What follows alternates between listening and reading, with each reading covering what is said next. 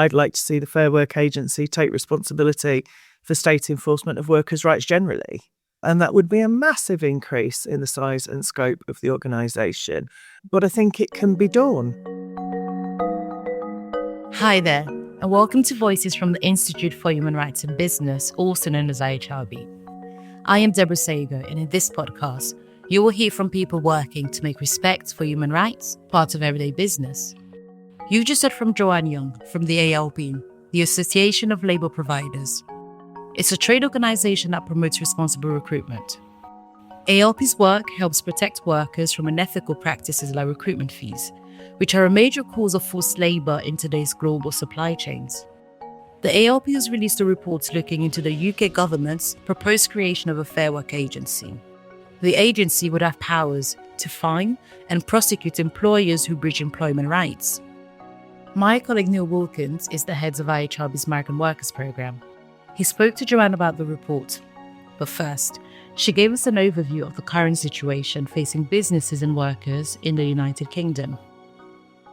So in the UK, labour regulation is quite fragmented. There's different enforcement bodies that focus on different areas, and that can often lead to sort of inconsistencies and gaps in application. And to sort of run through it as quickly as I can, we've got the Gangmaster and Labour Abuse Authority, so that's the GLAA, and they're responsible for enforcing the Modern Slavery Act across all industries.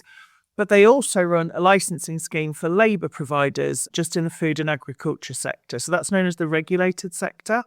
And the licensing standards for that scheme cover most UK employment laws.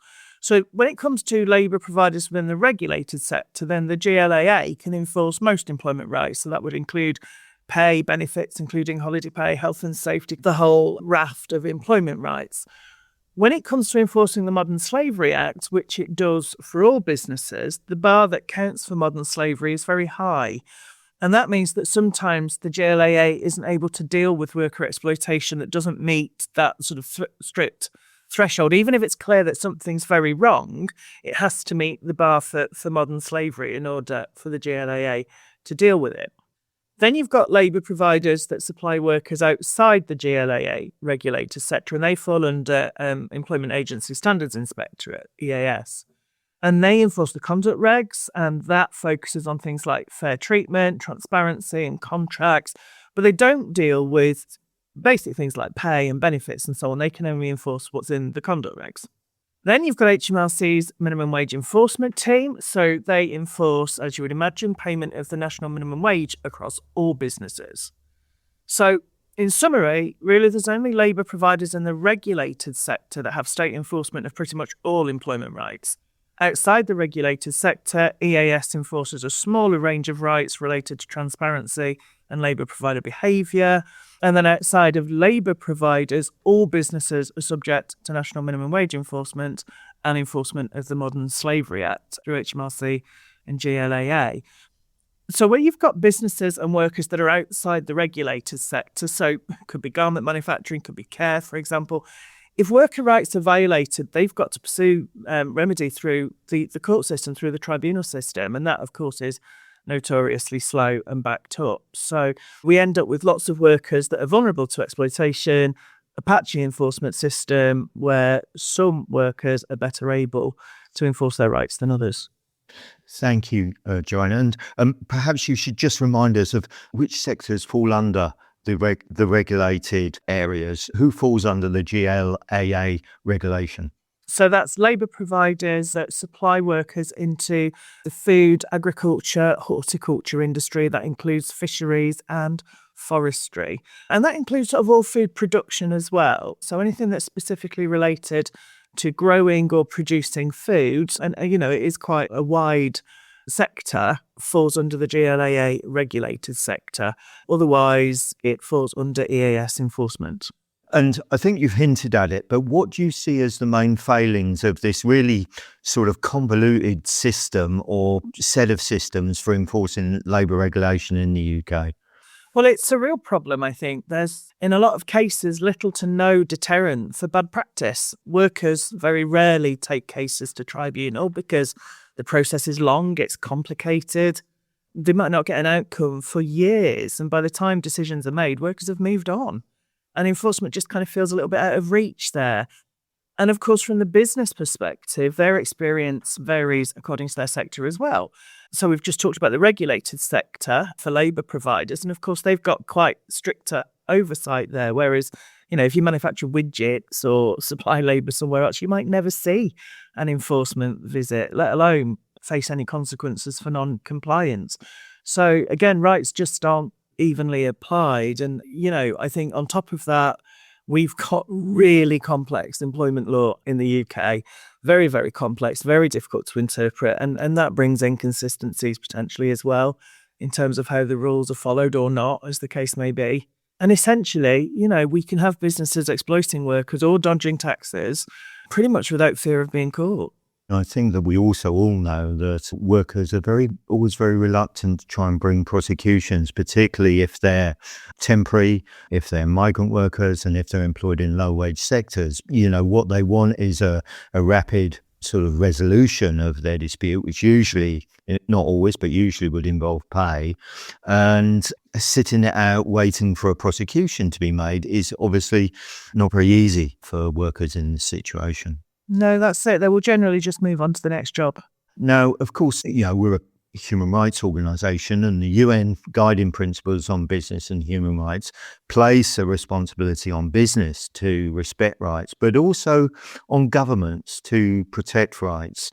So can you tell me a little bit more about the ALP's recommendation for a single body for a Fair Work agency? And you've just produced this report about this. So could you perhaps explain why the report was necessary and what a Fair Work agency might look like? We can't claim responsibility for coming up with the idea. It's been around for years. We can go back to the Taylor Review of Modern Working Practices, 2017, I think, where it was recommended. And the previous government committed to introducing it, but didn't. It then appeared in the Labour Party manifesto, and it's now actually included in the Employment Rights Bill that's making its way through Parliament. So looks like it's going to happen. And the proposal is to merge the GLAA, the Employment Agency Standards Inspectorate, and HMRC's National Minimum Wage Enforcement Team, so the enforcement bodies we've already talked about, into one organisation. And that new body would take on the combined powers and responsibility of all three of those organisations and add in the enforcement of holiday pay and sick pay across all industry, which isn't currently state enforced. And the reason we came up with our paper is, we fully support this. We support the creation of a Fair Work agency, but only if it's adequately funded to make sure that it operates effectively. And all of those enforcement bodies are chronically underfunded at the moment, and that's part of the reason why they can't be effective, because they can't do as much as I'm sure they would like to. And if we don't properly resource this body, then it risks being another underperforming body that can't deliver on what it's supposed to do. And I wanted to say, just for a bit of context, most ALP members are GLAA licence holders. And every 2 years, we run a member survey about GLAA performance, and about 95% of members consistently support GLAA licensing. So there is a clear demand for compliant businesses for fair and effective enforcement that ensures a level playing field and protects workers from exploitation. So we wrote this paper to say to government, look, this is how we think you should do it. These are the things that we think you need to bear in mind to make sure that this agency is effective and can undertake its mandate to make a level playing field for both workers and businesses. And I think that important point often gets forgotten in these debates, that we think that these things are only about protecting workers and workforces, but actually it's also about making sure that there's a fair and level playing field for law-abiding businesses who are trying to compete fairly, but within the law. And we unfortunately very often hear about red tape strangling business and all the rest of it. And yet, that survey that the ALP produce every 2 years shows to be quite the opposite, that actually it's this level playing field that will enable business to operate fairly and effectively. Yeah, I mean, we're not a fan of red tape. The less of it, the better. But what we do believe is that if we're going to have laws, then let's enforce those laws. We're very good at making new ones. We're not very good at enforcing the ones we've already got, Neil. And We know we've got all of this new employment law coming along, but it's not going to be effective if it's not enforced. Yeah. And the businesses that are already not compliant will continue to be not compliant. Those businesses that are compliant and are doing the right thing are going to get a whole load more cost and complexity that they're going to have to build into their model. Whereas, as I say, those other businesses are just not going to bother. And that just widens the gap even further between compliant and non-compliant businesses.